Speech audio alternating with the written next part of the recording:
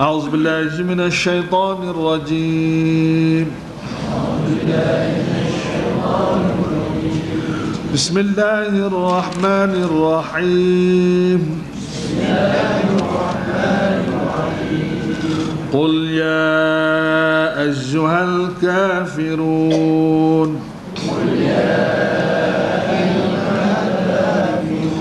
لا أعبد ما تعبدون ولا أنتم عابدون ما أعبد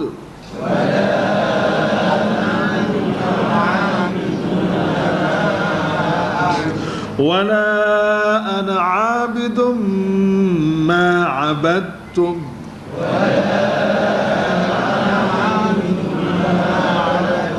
ولا أنتم عابدون ما أعبد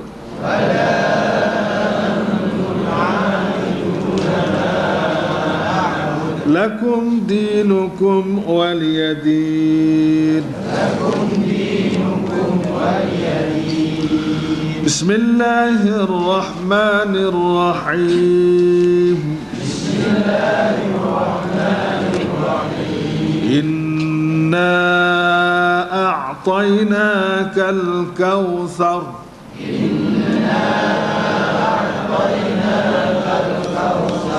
فصل لربك وانحر إن شانئك هو الأبتر. بسم الله الرحمن الرحيم. أرأيت الذي يكذب بالدين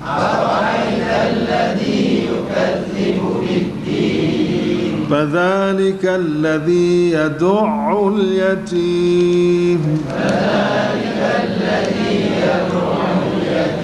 ولا يحض على طعام المسكين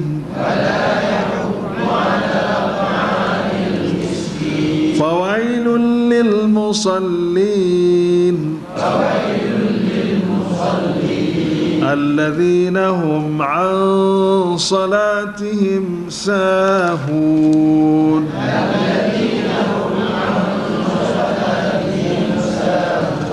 الذين هم يراءون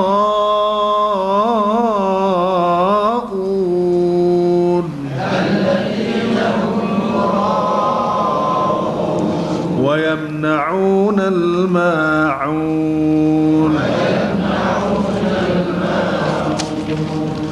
Sadaqallahul azim.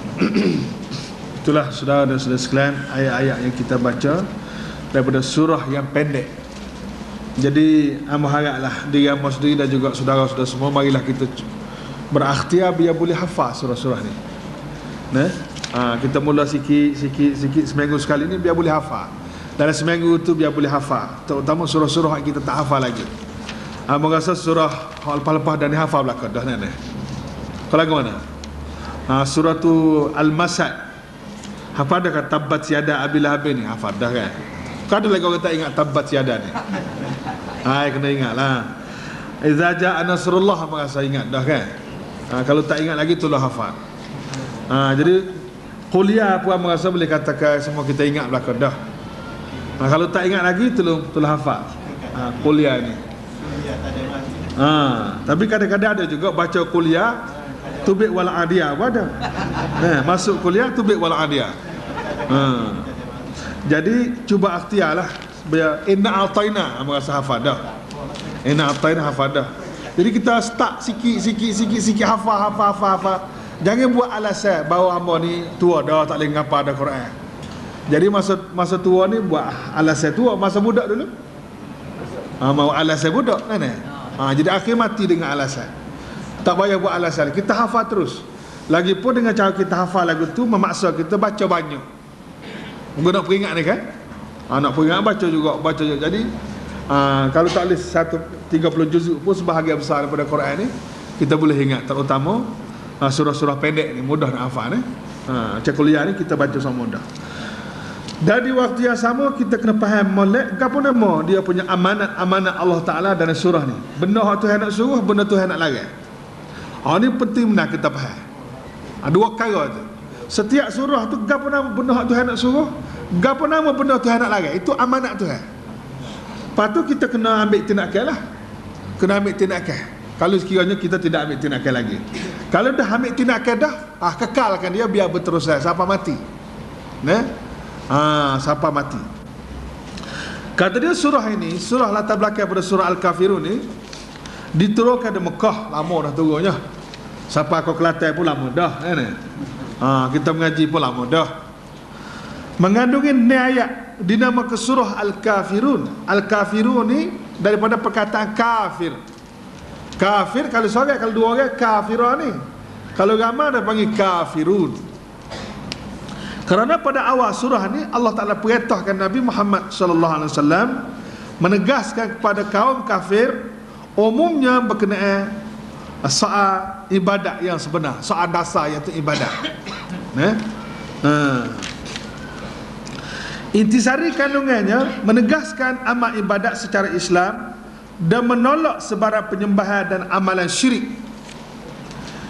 Juga mengingatkan kita supaya tetap di atas dasar tauhid dan cara-cara beribadat menurut yang dibawa oleh junjungan Nabi Muhammad sallallahu alaihi wasallam, sekalipun banyak godaan dan tipu helah pihak-pihak musuh Islam dan orang-orang yang sesat untuk menjadikan kita menyeleweng dari jalan yang benar.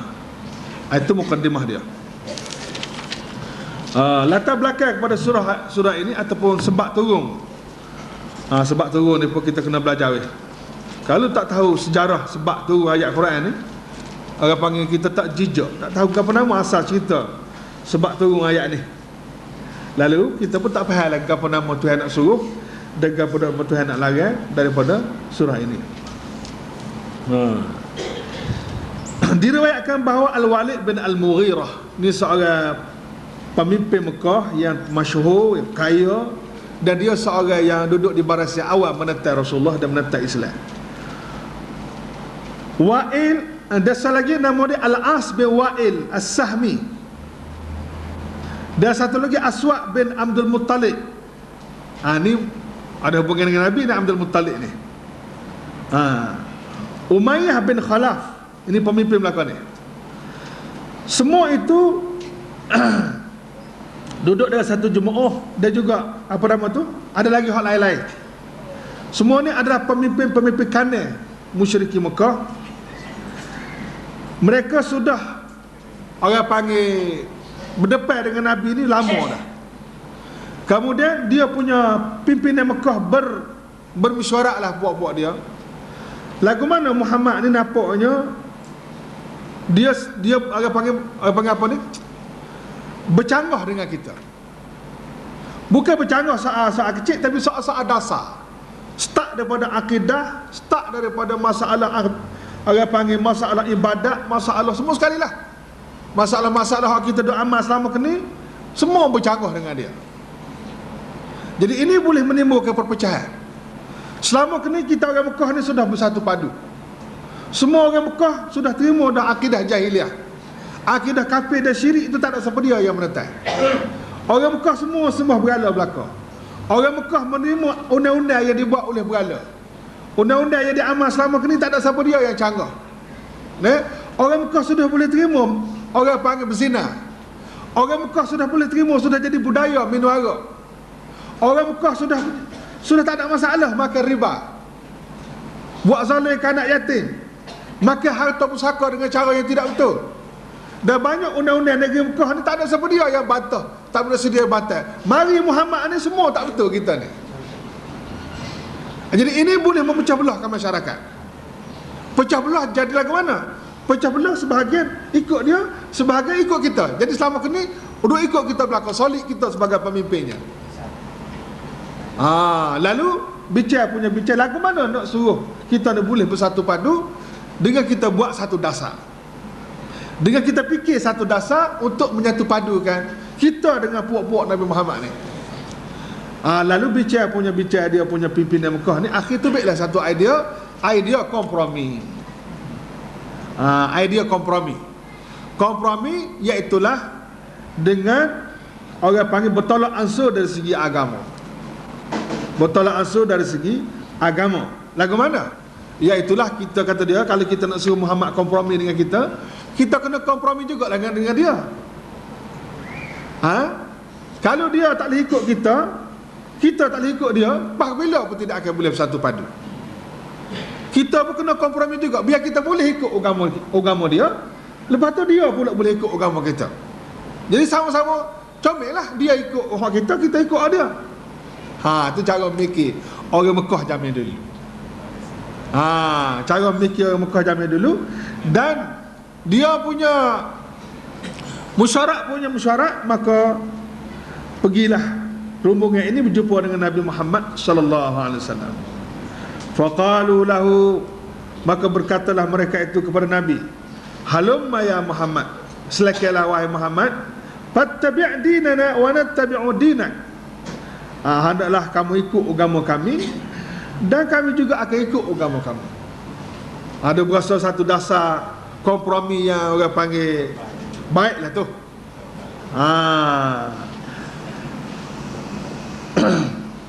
Batu wanusya.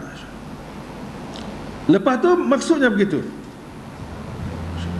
Wa nusyrikuka fi amrina kulli. Kemudian kita bolehlah berkongsi dalam urusan kita semua sekali. Mana kita bekerjasama semua dalam bab akidah, dalam bab syariat, dalam bab undang-undang. Jadi undang-undang pun kita ikut undang-undang hak kamu kata, lepas tu kamu ikut juga undang-undang kami. Dari segi ekonomi pun begitulah, dari segi politik pun begitulah, sosial pun begitulah. Jadi kompromi. Ta'budu alihatana sanah. Kamu sembah Tuhan-Tuhan kami setahun, wa na'budu ilahaka sanah. Jadi kami pula sembah Tuhan kamu setahun. Tahun ni tak apa, kita pakat sembah Tuhan kami dulu. Sembah berhala kami, ikut undang-undang kami, peraturan kami, akidah kami, ibadat kami, semua ikut hak agama kami lah. Lepas tu tahun depan pula kami ikut kamu pula. Ni dasar apa nama ni jenis lagu ni. Ni dasar ni, soal dasar ni. Fa in kana allazi ji'ta bihi khairan, kalau sekiranya hak kau bawa tu molek benda baik, kunna qad syarakna kafih. Kalaulah hak mu bawa ni molek, sebenarnya kau sudah menjadi member kamu, sudah bersama dengan kamu. Jadi kami juga boleh kebaikannya. Wa akhadna hazzan minhu, dan kami sudah dapat hasilnya. Wa in kana allazi ba'idina khairan, sekiranya kalau hak kami buat ni, hak ada pada kami ni, agama kami, budaya kami, politik kami, apa semua hak kami ada ni baik, kunna qad syaraktana fi amrina, engkau juga telah berkongsi dengan kami dan sudah bersama-sama dengan kami. Jadi dapat hasil yang baik juga. Wa akhadta hazzaka minhu, dan engkau juga sudah memperoleh bahagiamu daripada kebaikan itu. Ini satu dasar yang ditawar oleh pimpinan Mekah dalam rangka nak kompromi dengan Nabi, supaya Nabi tidak lagi menjadi pemecah belah masyarakat. Mereka nak mempertahankan apa yang ada, dan jangan bawa mari satu benda yang boleh merubah dan satu boleh menggogak apa yang ada. Sebab mereka yakin apa yang ada itulah hak betul sekali. Faqala, lagu mana respon Nabi? Ma'azallah. Ma'azallah ni pun a'udzubillah lah. Ma'azallah, a'udzubillah an nusyrika bihi ghairah. Mana aku minta jauhlah daripada aku mensyiriki Allah dengan yang lain. Mana aku tak sanggup nak mensyiriki Allah. Mensyiriki Allah mana menduakan Allah dengan yang lain, menduakan agama Allah dengan yang lain, ataupun nak kongsi agama Allah dengan yang lain, atau nak bawa masuk benda lain ke dalam agama Allah. Itu syirik semua berlaku tu. Itu semua dia panggil gejala-gejala syirik. Dengan bawa masuk agama lain, undang-undang lain, buat masuk dalam kehidupan kita pun syirik. Sebab itu menduakan Allah. Ma'azallah, aku minta jauhlah. Wa anzalallahu raddan ala haula'i hadhihi surah. Lalu Tuhan turunlah surah ini sebagai rad, menjawab balik terhadap dasar kompromi, apa nama tu, Yang ditawarkan oleh pimpinan Mekah pada masa itu. Dan pada pagi-pagi lagi Rasulullah pergi ke Masjidil Haram setelah turun ayat ni, dan disitulah Rasulullah tengok kumpulan orang Arab dan pemimpin Arab duduk di Masjidil Haram. Sebab Masjidil Haram macam pusat lah pada masa itu, pusat orang berhimpun. Lalu Rasulullah pun bacalah surah ini. Bacalah surah ni, sebab mereka sudah duduk, orang selama kini masyarakat Mekah pun duduk Arab. Nabi terima dasar tu, sebab bagi dia dasar ni cukup baik. Dasar ni boleh menyatu padukan, boleh menghilangkan orang panggil perpecahan selama ini. Akhir sekali apabila Nabi baca surah ni, qul ya ayyuhal kafirun, semenjak dengar surah ni maka mereka berperah dan putus asa. Tak boleh dah Muhammad ni, tak boleh dah Muhammad ni, tak boleh, tak terima juga. Dan banyak lagi riwayat-riwayat lain mereka tawar macam-macam. Kalau aku nak jadi raja, nak jadi apa ni di Mekah ni, nak jadi raja, kami nak lantik kamu jadi raja. Kalau kamu nak jadi orang paling kaya, kami nak cari harta benda supaya kamu jadi orang yang paling kaya di kalangan kami. Kalau kamu nak pada orang perempuan, nak pada betina, royak betina mana kamu nak, kami akan cari. Tapi saja, ambillah semua tu, kuasa kau, kuasa politik ke, kuasa ekonomi ke, wanita ke, ambil semua. Takhta, harta, wanita, ambil semua. Tapi jangan usik dasar ni. Jangan usik apa yang ada, yang sudah diamal di Mekah selama ini. Setelah turun ayat ni, Allah, perah benar dia. Kata ulama tafsir, mulai daripada turun ayat ni, maka mereka mulalah menyeksa Rasulullah sallallahu alaihi wasallam, menyeksa Nabi sallallahu alaihi wasallam, tak berhenti-henti sampalah hijrah. Siapa ada yang dibunuh, ada yang diseksa, ada yang jemur panah, ada betul aja. Sampalah dibenar supaya Rasulullah berundur ke Mekah. Itu pengalaman sejarah Islam ni memang mula dengan susah. Jadi pihak kita ni dekat senang sakit dah. Cuma nak kena jagalah. Dasar-dasar zaman dulu tu memang untuk sampai hari kiamat.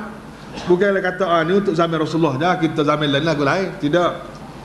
Dulu, sekarang dan akan datang sampai ke kiamat. Inilah dasarnya. Bismillahirrahmanirrahim. Qul ya ayyuhal kafirun, dengan nama Allah yang Maha Pemurah lagi Maha Mengasihani. Bismillah ni merasa ingat amalan hak amun sebut sama ingat belaka dah kan. Bismillah nak ajar kita supaya nombor satu sekali biar kita kenal Allah Ta'ala. Nombor dua, bismillah juga nak didik kita biar lekat tabiat kita buat kerja gapa-gapa pun buat atas nama Allah. Nombor tiga, kita buat tu pula kerana kita ni guna nama Allah, kita kena ikutlah syariat Allah dalam apa hal sekalipun. Nombor empat, kita kena, oleh kerana Allah ni Maha Pemurah dan Penyayang, kita kena jadi hamba Allah yang pemurah dan penyayang juga. Dan nombor lima, oleh kerana Allah Ta'ala tu pengasih, kita juga menjadi hamba Allah yang pengasih. Kalau kita boleh terak benda-benda ni dalam rumah tangga kita, masyarakat kita, negara kita, ajaran dan didikan bismillah ni cukup-cukup baik. Cukup-cukup baik. Qul, katakanlah wahai Muhammad, katakanlah, ini merupakan kenyataan yang Allah Ta'ala buat sendiri. Kenyataan yang dibuat oleh Allah Ta'ala sendiri, tetapi melalui Nabi kita. Sebagai juru bicara bagi pihak Allah Subhanahu Wa Ta'ala, sebagai juru cakap Allah Subhanahu Wa Ta'ala, Nabi lah. Sebab tu dia mula dengan Qul. Di zaman tak ada Nabi, tak ada Rasul, kita lah kena ambil alih tempat juru bicara tu, dengan berpandu kepada pengalaman Rasulullah Sallallahu Alaihi Wasallam. Jadi kita ni lebih mudah dah. Sebab apa? Sebab pengalaman itu banyak dah.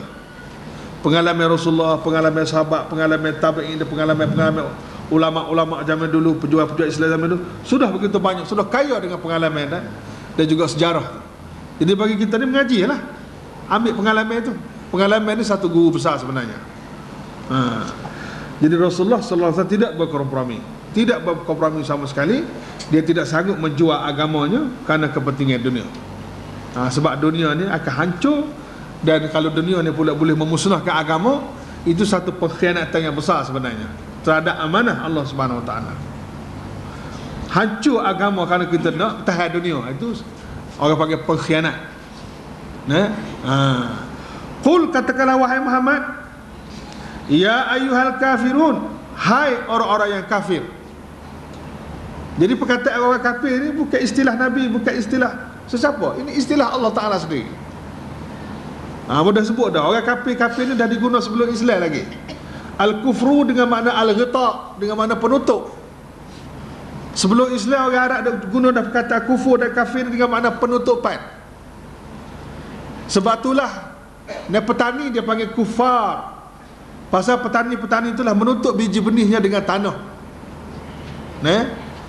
Biji benih dia ambil biji buah dari tanah, dia kambuh dengan tanah, maka dia panggil kufar. Orang-orang yang kafir mana penutup-penutup. Kain selimut dia panggil kafir, pasal kain selimut itu menutup orang yang berselimut. Tuduh puyuk pun dia panggil kafir, tapi kerana royak-royak Melayu itu lama kan. Ini dari segi sejarah bahasa dia panggil. Tuduh puyuk dia panggil sebab apa? Sebab tuduh puyuk itulah yang menutupkan puyuk tu. Malai dia panggil kafir sebab malai telah menutup sial. Denda-denda tertentu dia panggil kafarah. Ada kan dia panggil kafarah, denda-denda kan. Kalau buat kesalahan begini-gini kena bayar kafarah. Pasal apa? Bayar kafarah itu boleh menutup kesalahan kita di akhirat nanti. Dengan kita bayar kafarah tu, tertutuplah kes tu. Kes tu tidak akan dibawa ke mahkamah lagi. Itu dipanggil kafarah. Lepas perkataan kafarah jugalah. Itu dari segi istilah bahasa. Apabila Islam mari, Islam ambil perkataan itu. Ambil perkataan itu menjadi istilah Islam. Kufur dengan makna penutupan, iaitu penutupan hati daripada menerima kebenaran, daripada menerima Al-Quran dan Islam. Kafir mana orang yang menutup pintu hatinya daripada menerima Islam. Orang yang menutup pintu hati dia tak buka pintu hati, tak buka minda dia untuk nak terima Islam, dia tutup pintu hati dia daripada terima Islam, maka orang itu dipanggil orang kafir. Tak kira bangsa apa atas dunia ni.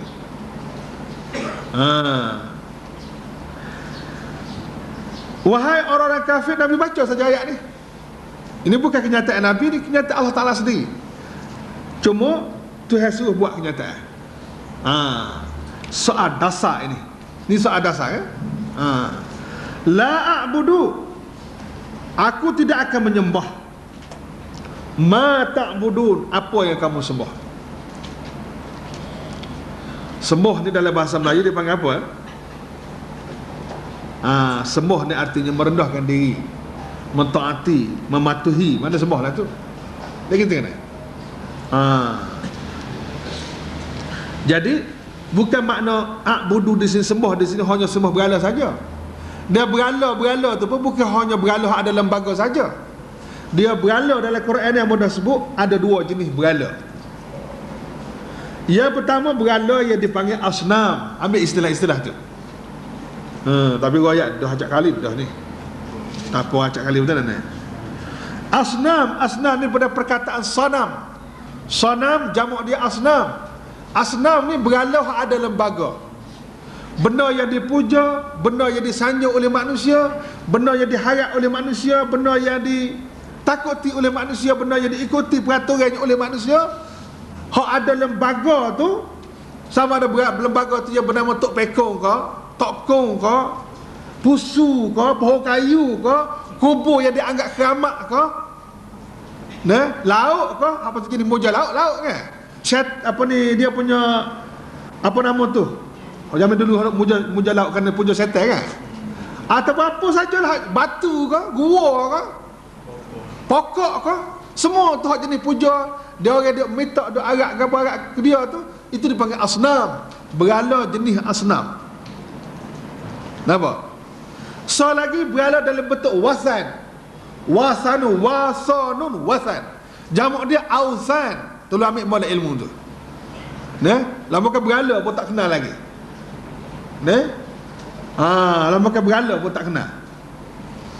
Wasan ni maknanya berhala juga, maknanya benda yang dipuja oleh manusia, ditakut oleh manusia.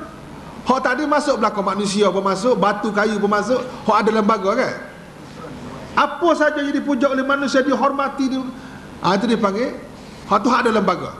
Hak satu lagi wasan ni jamak dia ausan. Ausan ni jenis hak tak nampak. Jadi berhala, benda yang dipuja, benda yang ditaati, ditakuti, yang diharap dia macam-macam lah. tapi benda tu tak nampak. Itu dipanggil wasan, berada jenis wasan. Sama ada hak tak nampak tu jenis syaitan ke?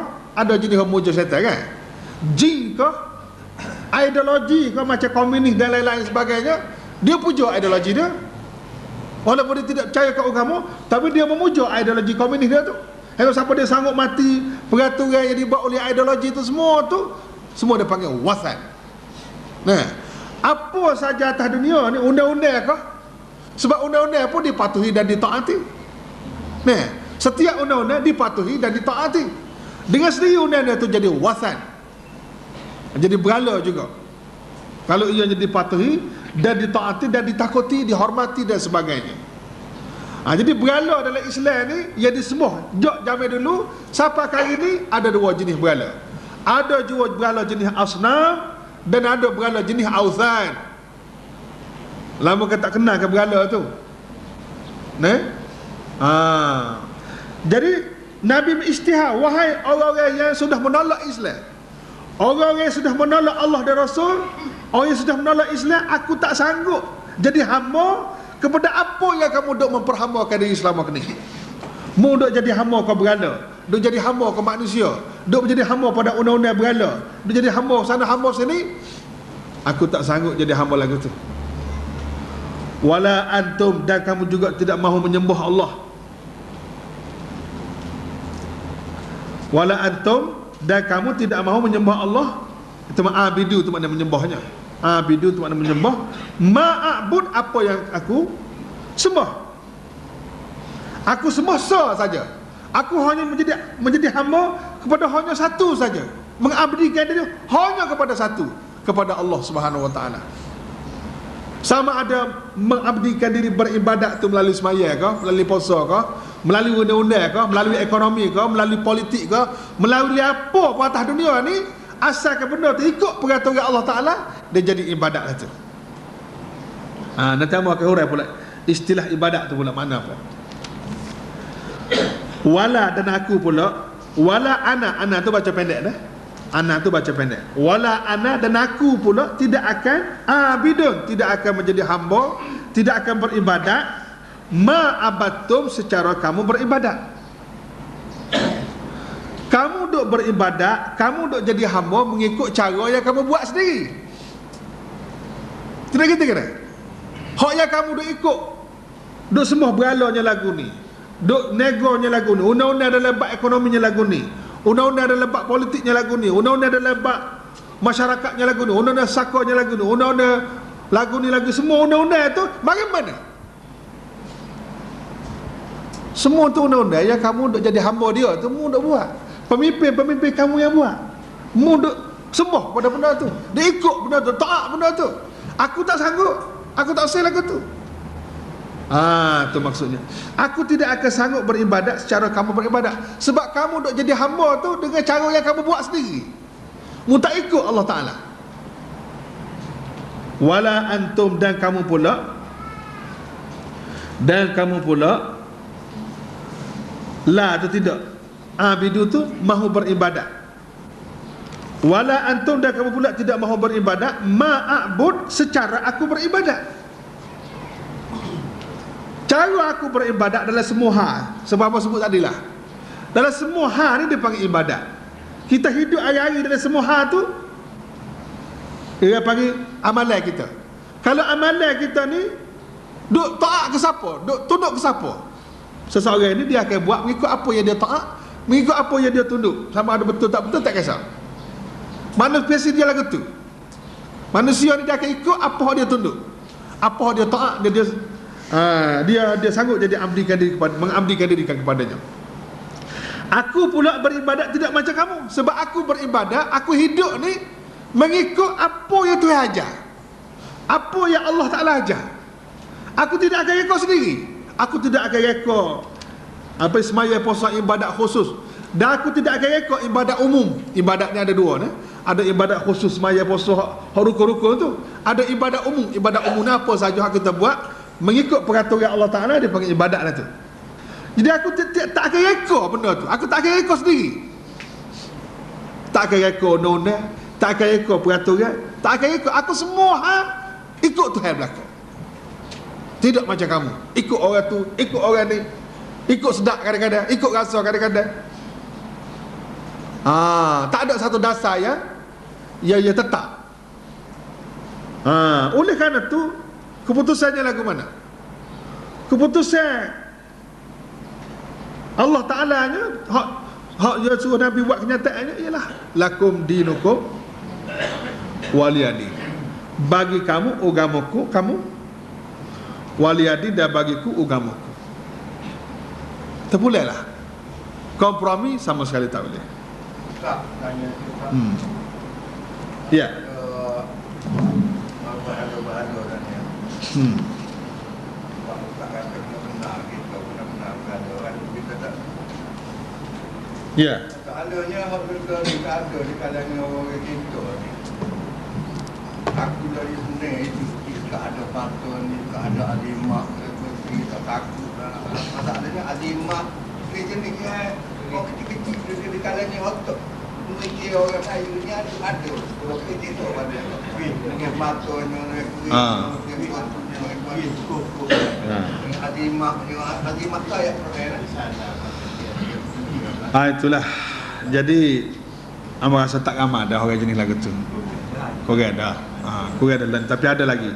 Walau bagaimanapun, azimat ni dia, kalau azimat tu ayat Quran tak apalah. Asal mana azimat ni daripada azmun, azam.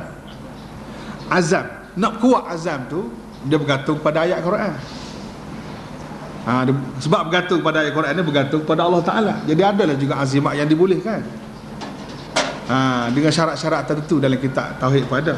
Kalau azimat tu jenis ayat Quran, tak apa. Tapi kalau azimat tu jenis karuk, lepas tu pula kita, orang yang memegang azimat tu pula dia tidak berpegang kepada Allah, dia pegang pada azimat tu, boleh jadi syirik lah. Itu satu. Cuma nak royak secara menyeluruh dulu, biar kita faham dasar tu. Yang pertama nak royak, pertama istilah kufur dan kafir tu faham tak? Istilah Quran kufur dan kafir itu faham tak? Kufur dari segi bahasa dan kufur dari segi istilah. Faham tak? Kufur dari segi istilah ni ialah orang yang menutup pintu hati dia daripada menerima kebenaran, menerima Islam walaupun sikit, dengan sendiri jadi kafir.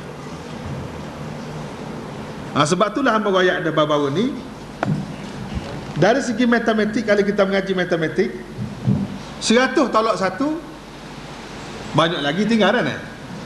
100 tolak 1 tinggal 99. Pelik apanya 99 lagi ada, kita hanya tak sesa ya, kita tolak sa aja. Tu dari segi matematik betul. Kalau 100 tolak 1 tinggal 99. Tapi dari segi akidah, dari segi Islam, 100 tolak 1 tinggal kosong. Tinggal kosong. Sebab Islam ni dia tak boleh pisah di antara satu sama lain. Dia kena terima semua. Begitu. Itu satu. Oleh kerana tu, kita kena jaga semua sekali supaya kita berdoalah kepada Allah Subhanahu Wa Taala. Jangan ada sikit pada dalam perasaan kita tak kena kepada apa yang dibawa daripada Allah Subhanahu Wa Taala. Supaya kita jangan terjebak dengan benda-benda ni. Tu. Yang kedua, istilah berhala apa dah sebut tadi. Catat balik tu ni, supaya kita boleh baik orang lain pula. Berhala ni ada dua jenis berhala. Pertama, berhala jenis ada lembaga, manusia, patung, tok pekong dan sebagainya, yang ditakuti, ditaati, diharapkan benda dan didoa kepadanya, dia sendiri jadi berhala lah dia. Ausan, itu juga istilah Quran. Berhala yang tak ada lembaga, tetapi benda tu dipuja, diikuti, ditaati. Itu dua istilah. Kufur satu istilah, berhala dua istilah. Boleh hak ni berpada dah hari ni. Istilah yang ketiga, ibadat. Tolong ambil boleh tu. Istilah yang ketiga, ibadat. Ini lagi istilah Quran ni. Sebut banyak ke? La a'budu ma, tu perkataan daripada abadah, ibadah belakang tu. Istilah Quran bernama ibadat ni makna apa? Orang kita Melayu ni kalau bunyi ibadat, maka dapatlah semaya, puasa, hak jenis. Itu saja ibadat. Mungkin semualah, tidak semua. Tapi biasanya kalau bunyi ibadat, dia hanya nampak ibadat yang khusus. Tapi kalau kita faham dari segi istilah asal atau makna dari segi makna original, al-ibadah tu bahasa Arab. Bahasa Melayunya dia panggil ta'at. Ta'at.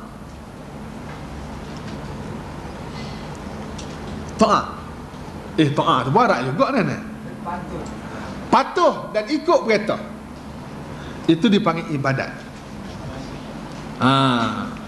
Sebab itulah apa nama ni, ibadat ni dia ada dua dalam Islam. Pertama ibadat khasah, ibadat khusus, ibadat teras. Itu termasuklah semaya, puasa, zakat, haji tu ibadat teras, asah dia panggil. Yang kedua daripada ibadat ammah, ibadat umum. Apa saja yang kita buat mengikut peraturan Allah Ta'ala, ikhlas kerana Allah, start daripada A sampai Z, start daripada individu sampai ke negara, sampai ke dunia, maka dia jadi ibadat.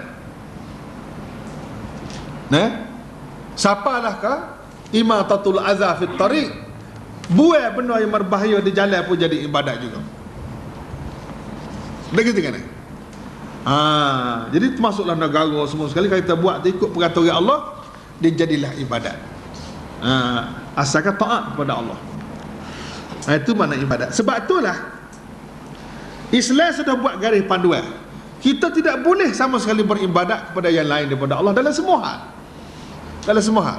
Dengan arti tak boleh kita taat kepada yang lain daripada Allah, daripada lain yang dibenarkan oleh Allah Ta'ala, dan tak boleh guna apa saja komponen, apa saja bahan, apa saja undang-undang dan peraturan yang dibawa masuk ke dalam Islam dan bukan ajaran Islam.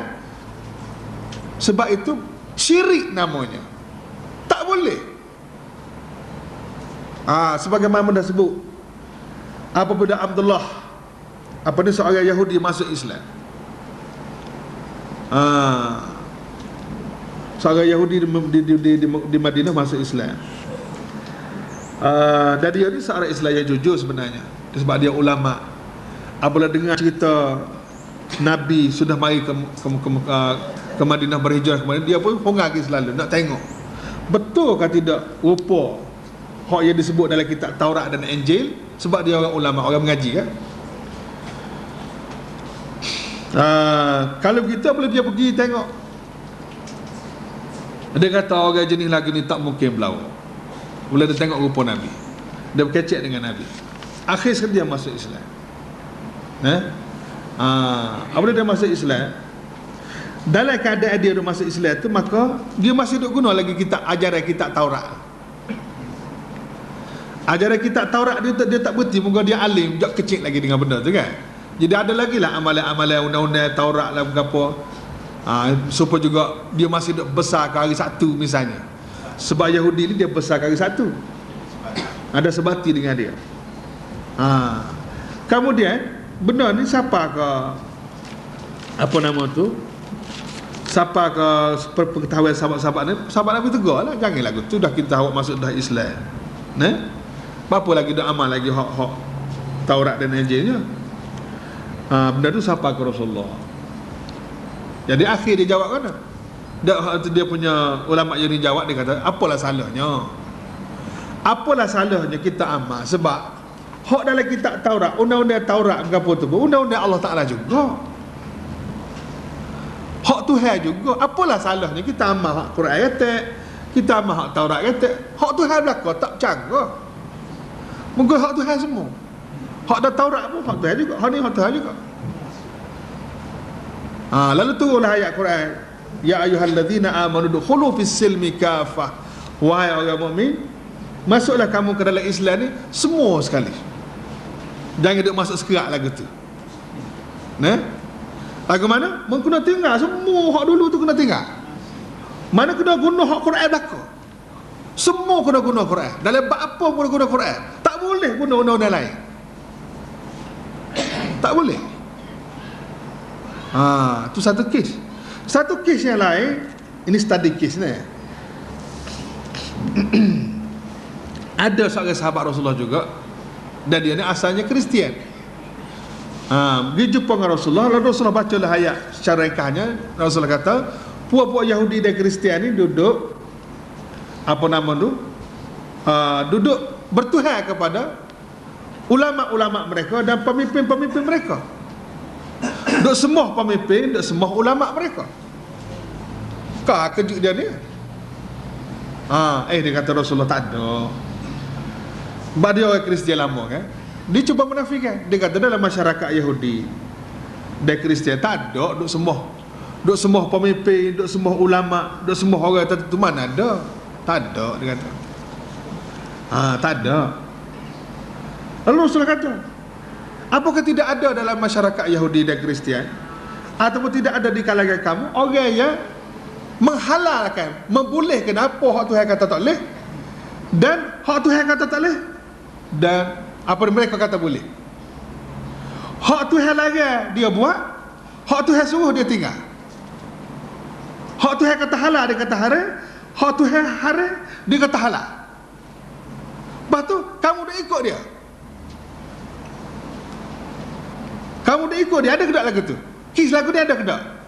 Hak keputusan yang dibuat oleh ulama kamu, pemimpin kamu, hak tentu dah bercanggah dengan kitab Taurat dan Injil. Kamu dia tak ikut kitab Taurat dan Injil, dia ikut dia. Ada ke tak kini? Oh Rasulullah, kalau aku tu ada. Kalau aku tu ada. Jawab Rasulullah, tilka ibadatuhum. Itulah makna beribadat kepada mereka. Beribadat kepada mereka, dia tak nanti ke sembah sujud kaki dia. Dia ikut hak tak betul tu. Itu makna ibadat. Alam ahad ilaikum ya bani Adam. Dari surah Yasin itu. Alam ahad ilaikum ya bani Adam alla ta'budu syaitan. Tidakkah kamu sudah berjanji dengan aku wahai anak Adam bahawa kamu tidak akan beribadat kepada syaitan? Bahkan kita kata bila kita nak sembah syaitannya? Bila kita nak puja syaitannya? Puja syaitan ni tak nanti ke bubuh telur, tak nanti ke bubuh kain kuni. Dia ikut syaitan tu jalan dah tu. Allah ta'budu syaitan, supaya kamu jangan beribadat kepada syaitan. Artinya jangan kamu duk taat pada kehendak syaitan. Sama ada syaitan manusia ataupun syaitan jin. Apa ada istilah ibadat tu? Kau duk kelabu lagi buat kita ni. Ibadat tu luah seluah kehidupan manusia. Ibadat dengan mana taat. Sebab itulah Dr. Yusuf Qaradawi kata, manittaba'a ghaira manhajillah faqad asyrak. Siapa-siapa yang ikut peraturan yang lain daripada Allah, tak kira dalam bab sembahyang kau, dalam bab puasa kau, dalam bab nikah kau, dalam bab ekonomi kau, politik kau, dunia kau, berapa kau, siapa dia ikut peraturan yang lain daripada Allah, faqad asyrak, sesungguhnya dia telah mensyiriki Allah. Jelas berdasar kepada hadis-hadis dan berdasar kepada Quran. Kita tak semai hal lain, pergi hadis Quran ni je. Pergi hadis Quran. Jadi soal lagi pulanya, kalau undang-undang Taurat, undang-undang Injil, undang-undang hak Tuhan turun sebelum Quran, hak betul benar daripada Allah, setelah turun Quran, tak dibenarkan lagi guna yang lain daripada tu. Tak dibenarkan lagi diguna lain pada undang-undang yang ada dalam Quran ni. Walaupun kitab tu kitab Allah Ta'ala juga, undang-undang Tuhan juga. Apatah lagi kalau undang-undang Inggeris, apatah lagi kalau undang-undang Perancis, apatah lagi kalau undang-undang yang memang tak ada kena-mengena dengan kitab Allah pun. Mendua ke undang-undang, tamu acak kali dah sebut, mendua ke undang-undang itu adalah syirik namanya. Am lahum syuraka syara'u lahum minad din ma lam ya'zam bihillah. Apakah kamu masih lagi mempunyai sekutu-sekutu, syirik-syirik yang lain daripada Allah, ya kamu duduk minta dia ataupun duduk buat undang-undang yang tidak dibenar oleh Allah Subhanahu Wa Taala. Sebagaimana yang berlaku di zaman Mekah, puak-puak musyrikin ni duk buat undang-undang sendiri, duk buat peraturan sendiri, duk buat peraturan sendiri, langsung tidak merujuk kepada kitab Taurat dan Injil. Walaupun pada masa itu kitab Taurat Injil ada, walaupun rusak tapi dasar tu masih ada. Puak musyrikin Mekah tak ikut hak tu. Tak ikut hak tu, dia ikut hak puak-puak dia. Itu soal dasar. Oleh kerana tu kita tak boleh berkompromi dalam bab ni, sebab ini soal dasar. Mana-mana undang-undang patah dunia ni kalau bercanggah dengan Allah Ta'ala, tak boleh. Tapi kalau undang-undang itu tidak bercanggah, tak ada masalah. Sebab Islam sendiri pun pernah ambil tiru orang lain, tiru tamadun orang lain. Dalam tamadun Islam, maknanya kita bukan tak boleh tiru orang, kita boleh tiru orang. Kita boleh ambil teknologi ke, sains ke, gapo ke, boleh ambil daripada mana-mana tamadun pun, dengan syarat jangan bercanggah dengan dasar Islam. Itu saja. Orang Islam ni bukan orang jenis tak setuju kepada kemajuan, bukan jenis orang menolak kemajuan, tidak. Pasal Islam itu sendiri agama yang senantiasa mementingkan kemajuan. Apa dua ayat sama kan? Islam ni dia apa nama tu? Agama yang senantiasa maju. Tapi maju pun biarlah mengikut acuan yang telah ditetapkan oleh wahyu, tidak merosakkan wahyu. Kesimpulan yang akhir sekali lagi mana? Lakum dinukum waliya din. Ikutlah. Kalau kamu tak setuju dengan aku, suah. Tak boleh paksa dalam beragama ni. Jadi maknanya kita tak boleh paksa dalam agama, sebab agama dia bermula daripada hati. Istilah yang ketiga hamba nak sebut. Berapa istilah dah sebut tadi? Istilah kufur dan kafir, istilah ibadat, istilah yang kedua, istilah yang ketiga istilah berhala, istilah yang keempat ialah din. Lakum dinukum waliya din. Ambil perkataan din tu. Sebab tu kena mengaji bahasa Arab ni. Kalau tak mengaji bahasa Arab, tak mengaji bahasa Quran, dia tak jejak agama tu. Tak jejak agama. Din mana apa din? Perkataan din ni juga diguna sebelum Islam. Supaya dengan perkataan lain, muka dia Arab, bahasa Arab muka dulu pada Quran turun lagi kan. Orang Arab ada guna dah perkataan ad-din ini dengan beberapa makna. Panjang tu kalau kita nak hurai. Cerita gini ya. Perkataan ad-din diguna dengan makna al-jaza, dengan makna balasan. Balasan. Sebab itulah dalam Quran, dalam Fatihah pada Maliki Yaumiddin, pihak yang berkuasa. Yaumiddin, ad-din di situ dengan makna hari pembalasan.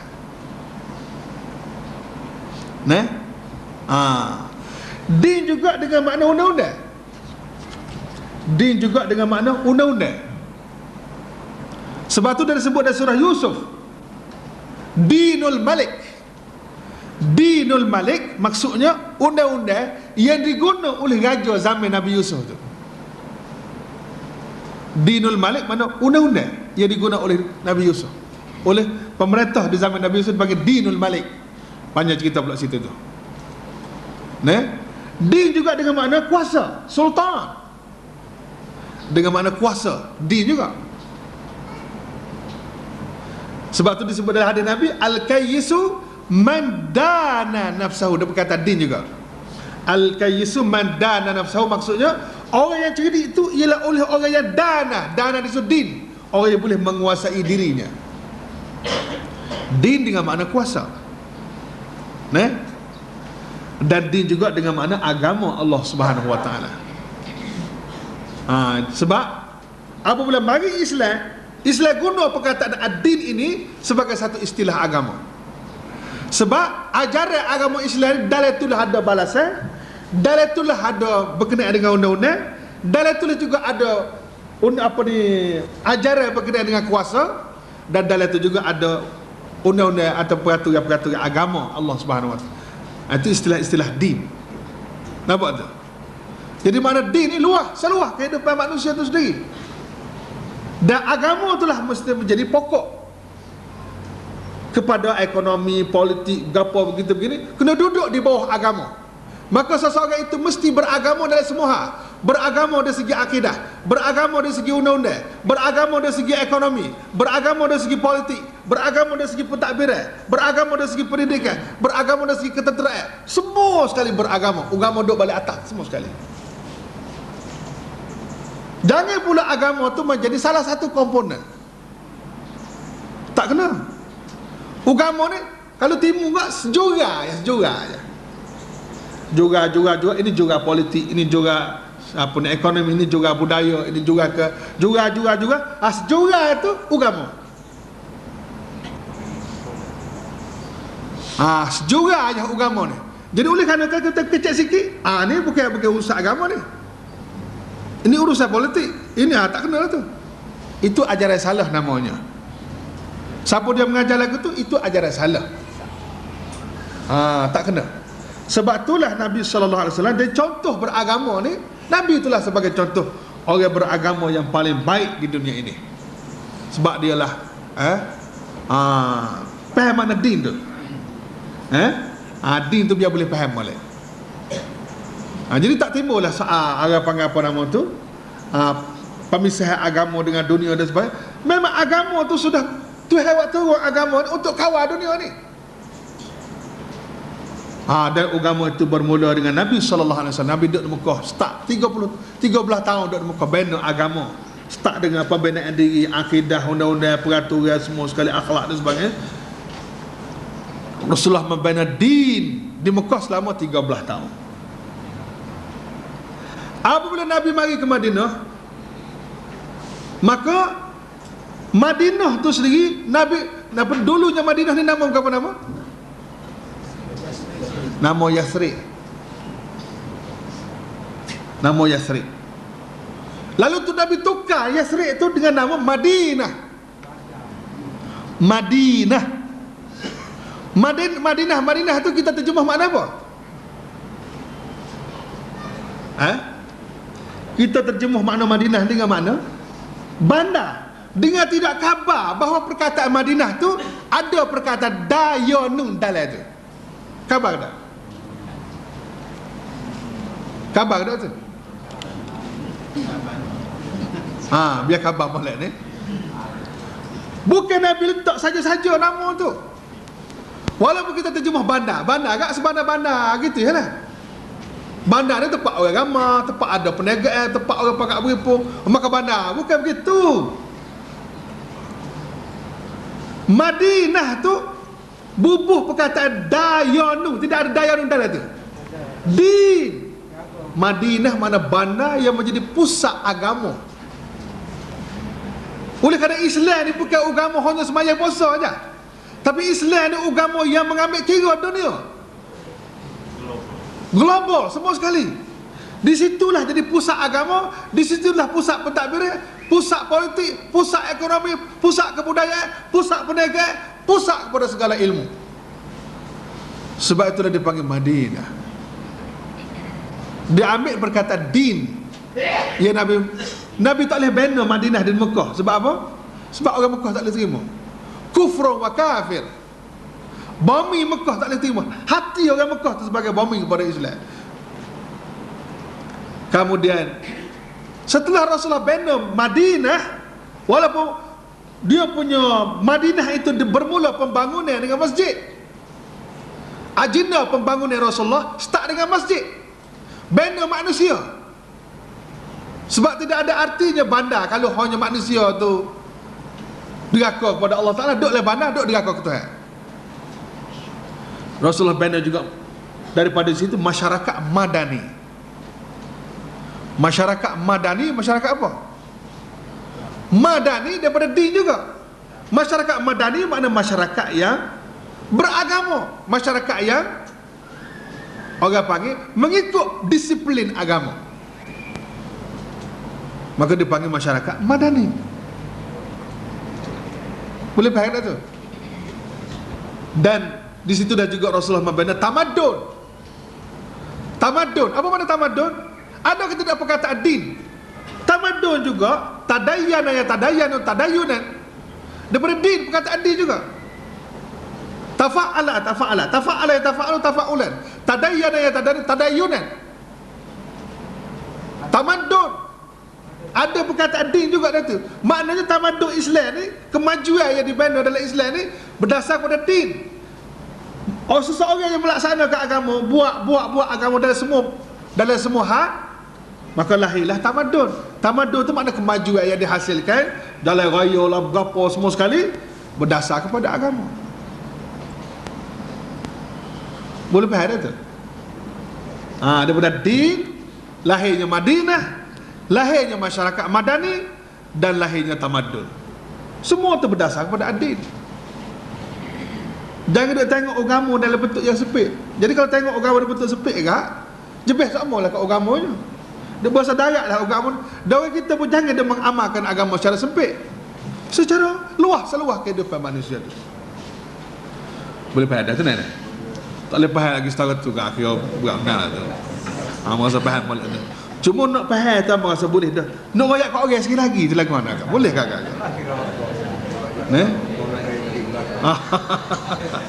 Balighu anni walau ayah, itu amanat Rasulullah juga tu. Amanat Rasulullah selagi Rasul kata balighu anni walau ayah, tolonglah siapa walaupun sepatah. Tolong siapa ni biar orang faham. Jangan faham. Jadi kita dalam masyarakat majmuk pun tak ada masalah. Ayat ni kita boleh guna. Kita sebagai sebuah negara Malaysia, sebagai masyarakat majmuk, tak ada masalah. Lakum dinukum. Bagi kamu, ikutlah agama kamu. Bukan makna kita membiarkan dia beramal dengan agama berarti kita redha dengan agama dia. Tidak, ini soal, orang panggil soal, kita duduk dalam sebuah negara, kita duduk dalam sebuah negara. Dalam Islam sendiri pun tak ada masalah, dia pun tak boleh paksa dia buat agama ni. Lakum dinukum waliyadin, bagi aku agama aku. Jadi kita nak minta lalaninya biar kerajaan bebas kedua mengikut perlembagaan Malaysia. Di Malaysia ini adalah berhak mana-mana agama berbebas untuk mengamalkannya. Jadi orang bukan Islam, biarlah dia amal agama dia. Dan orang Islam juga berhak untuk hidup dengan agama dia dalam segala hal. Itu diberi jaminan dalam perlembagaan. Nah, kita adalah berhak hidup dengan agama kita dalam bab semaya, puasa, zakat, haji. Dalam bab undang-undang pun kita berhak hidup. Undang-undang apa? Undang-undang keluarga ke, undang-undang jenayah ke, undang-undang apa pun, itu adalah hak kita. Namun kita nak kata tak boleh sebab kita di masyarakat majmuk, tak betul. Nah, sebab dalam parlimen acap kali dah hamba terima jawapan. Ya berhormat, kita duduk dalam masyarakat majmuk, kita tak boleh nak laksana benda-benda ni. Undang-undang Islam tak boleh sebab kita duduk dalam masyarakat majmuk. Itu sudah. Itu saja apa yang tidak betul. Kerajaan jangan jawab lagu tu. Rakyat marah. Rakyat yang beragama Islam marah. Sebab jawapan yang seperti itu seolah-olah nak menafikan hak orang Islam untuk hidup dengan agama dia. Nampak?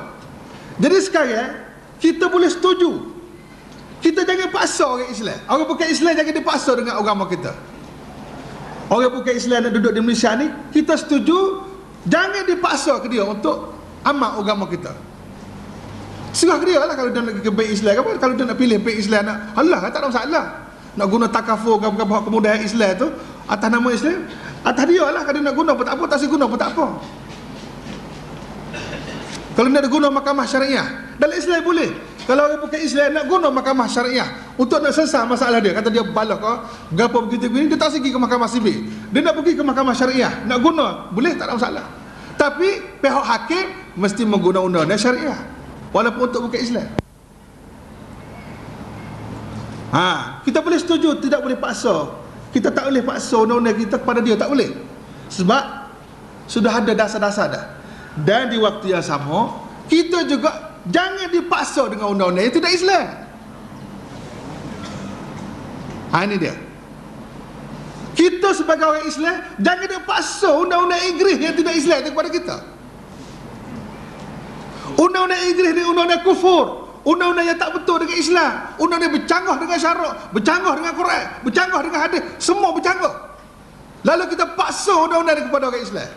Mana boleh? Tak boleh. Ini soal agama. Orang Islam kena hidup dengan agamanya. Ustaz tanya tu di masyarakat kita lagi jenayah tu biasanya orang figur. Nah. Kita disolat, kita minta penangan cara mahkamah syariah. Boleh tak kita boleh? Pasal kita takut cara. Boleh juga, boleh. Boleh, tak ada masalah.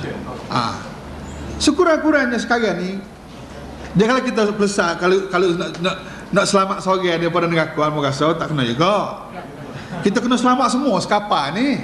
So Malaysia orang Islam kita kena selamat belaka. Kena selesai tu. Kena selesai soalan pokok. Dan ketua hakim negara sudah beri lampu hijau kepada undang-undang, kepada kerajaan. Makna kalau kajian nak buat undang-undang Islam boleh bila-bila masa saja. Dia itulah dengan memberi kuasa kepada mahkamah syarak untuk melaksanakan hukum Islam seadanya. Ketua hakim negara sudah dalam satu kenyataan dia sudah buat. Maknanya boleh dia laksana benda tu dengan hanya beri kuasa kepada mahkamah syarak. Mahkamah syariah tu tak ada kuasa dalam ni. Dia hanya ada kuasa dalam bab-bab tertentu saja. Dalam bab undang-undang kekeluargaan bolehlah. Dan hari ni kita dah dengar soal penyelarasan undang-undang Islam dengan undang-undang Islam Kelantan dengan Kedah berapa tak serupa kan? Soal poligami gagal hari dua ni. Kes poligami. Tak sama. Tak sama-sama undang-undang Islam tak rasa tak ada masalah. Undang-undang Islam hak tak sama Kelantan dengan Kedah dengan Melaka dengan negeri-negeri lain tak sama tu sama-sama Islam. Kita tak bicara sudah dulu. Tak sama katalah hak Melaka tak sama dengan Kedah. Kedua-dua tu sama-sama undang-undang Islam. Cuma pentadbiran yang tak sama. Lala ni hak besar sekalinya tak sama Islam dengan tidak Islam tu. Undang-undang yang diamal tu tak sama dengan Islam, tak sama dengan Quran. Hak suku sakat mau paksa terhadap orang Islam. Hak tu hak beratnya. Tu. Ini bukan soal Quran kita dengan Allah Ta'ala ni. Panjang daripada tu. Tak faham lagi ke apa ayat setengah tu faham dah Lepas tu tolong faham orang lain pula. Kita tidak nak melawan siapa-siapa, tak ada nak balas dengan siapa-siapa, tak ada nak khianat siapa-siapa. Kita nak betul dengan Islam tu je. Biar sama-sama masuk surga belaka. Tu je. Tak ada nak balas dengan siapa-siapa. Wallahu a'lam.